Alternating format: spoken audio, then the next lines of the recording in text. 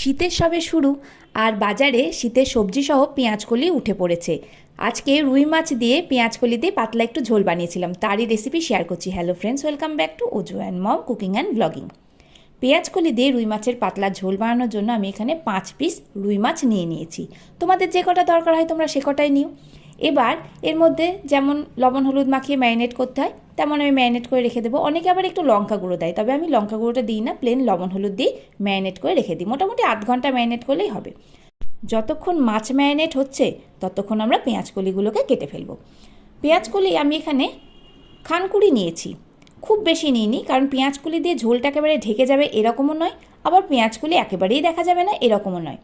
20খানা মতো পেঁয়াজকলি আমি এখানে নিয়ে নিয়েছি, আর প্রত্যেকটার ওই আগা আর গোড়াটা বাদ দিয়ে বেশ একটু লম্বা করে কাটছি। যেরকম করে ভাজা কাটি সেরকম নয়, তার থেকে বেশ খানিকটা লম্বা। মোটামুটি একটা আইডিয়া নিয়ে কাটতে হবে যাতে মোটামুটি সব পেঁয়াজকলিগুলো একই মাপের হয়। একাত্তা এদিক ওদিক হয়ে গেলে কোনো ক্ষতি নেই, তবে একেবারে বেশি ছোট বড় হলে কিন্তু ঝোলের মধ্যে দেখতে ভালো লাগবে না। তো পেঁয়াজকলিগুলো আমার কাটা হয়ে গেছে। এদিকে আমি দুটো আলুও কেটে নিয়েছি, মাঝারি সাইজের দুটো আমি আলু নিয়েছি, একটু মোটা মোটা করে কেটেছি। এদিকে মাছটাও রেডি হয়ে গেছে ভাজার জন্য। কড়াইয়ে তেল দিয়ে দিলাম।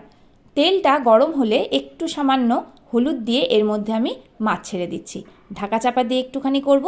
মিডিয়াম টু হাই ফ্লেমে আমি মাছটা 40 থেকে 50 সেকেন্ড মতো ভেজে নেব। খুব কড়া ভাজলেও কিন্তু ভালো লাগবে না, আবার একেবারেই গ্যাদগেদে থাকলে ভালো লাগে না। 40 থেকে 50 সেকেন্ড পর মাছটা উল্টে দিয়ে আরও 40-50 সেকেন্ড আমি ভেজে নিলাম। সমস্ত মাছগুলো আমার ভাজা হয়ে গেল এক ব্যাচের। তারপরে আমি আরও যে 2 টুকরো মাছ ছিল সেই দুটো ভেজে নেব। মাছ ভাজা হয়ে গেলে আমরা মাছগুলোকে তুলে নিয়ে যে তেলটা আছে কড়াইয়ে, ওই তেলের মধ্যেই হাফ চামচ মতো কালো জিরে, একটা তেজপাতা অর্ধেক করে আর একটা শুকনো লঙ্কা অর্ধেক করে ফোড়ন দিলাম। একটু ভাজতে হবে, যখন ফোড়ন ভাজা সুন্দর গন্ধ উঠবে তখন আলুগুলোকে দিয়ে নিতে হবে। এর মধ্যে লবণ আর হলুদ দিয়ে দিচ্ছি। ভালো করে নাড়াচাড়া করে আমি আলুগুলোকে ভাজা ভাজা করে নেবো। একটু হালকা লাল লাল হবে সেই অবধি আমি ভেজেই এর মধ্যে যে কেটে রাখা পেঁয়াজকলি আছে সেগুলো দিয়ে দিচ্ছি। পেঁয়াজকলি দিয়েও কিন্তু একটু ভালো করে ভাজা ভাজা করতে হবে। পেঁয়াজকলি ভাজতে কিন্তু খুব একটা বেশি সময় লাগে না। একটু নাড়াচাড়া করেই আমি এখানে হাফ টমেটো, একটা বড় সাইজের টমেটো হাফ করে সেটা একটু রাফলি চপ করে আমি এর মধ্যে দিয়ে দিলাম। খুব ছোট ছোট কুচি করার দরকার নেই। নাড়াচাড়া করেই আমি এর মধ্যে জিরে বাটা আর ধনে বাটা দিচ্ছি। জিরে বাটা 1 চা চামচ, ধনে বাটা 1.5 চা চামচ। যদি না থাকে তাহলে তোমরা গুঁড়োও ব্যবহার করতে পারো। আর এর মধ্যে আমি স্বাদ মতো লঙ্কা বাটা দিয়ে দিলাম, সবুজ লঙ্কা বাটা। যদি তোমরা না খেতে চাও তাহলে কিন্তু এমনি লঙ্কা চিড়েও দিতে পারো, বা যারা শুকনো লঙ্কার গুঁড়ো খাও তারা শুকনো লঙ্কার গুঁড়ো দিতে পারো। আমি এখানে হাফ চা চামচ লঙ্কা বাটা দিয়েছি।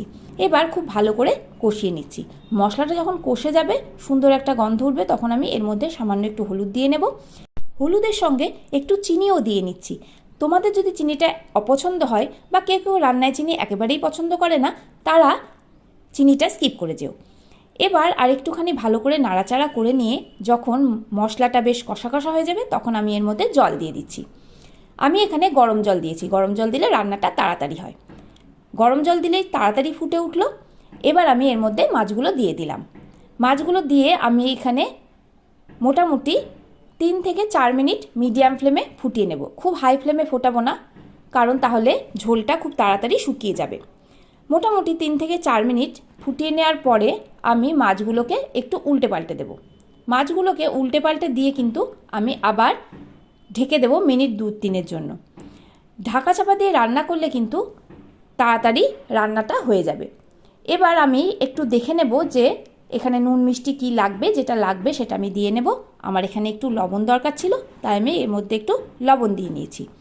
এবার লবণটা দিয়ে খুব ভালো করে মাছগুলোকে এপিটোপিট করে লবণটাকে ঝোলের মধ্যে মিশিয়ে নিতে হবে। নাহলে কিন্তু এই সময় দেওয়া লবণ যদি না মেশে তাহলে লবণ এক এক জায়গায় বেশি লাগতে পারে।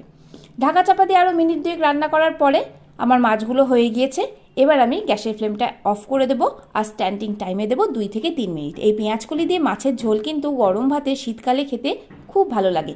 কেউ কেউ আবার শীতকালে কড়কড়ো ভাত খেতে ভালোবাসে, তারা মাছের ঝোলটাকেও একটু বাসি করে নিও, তাহলে কিন্তু মেখে খেতে দারুণ লাগবে। তো এই সিম্পল রেসিপিটা তোমাদের কেমন লাগলো? যদি ভালো লাগে তাহলে অবশ্যই একটা লাইক করো, শেয়ার করো, কমেন্ট করো। নতুন বন্ধুরা পাশে থেকে প্লিজ প্লিজ প্লিজ আমার চ্যানেলটা তোমরা সাবস্ক্রাইব করে নিও।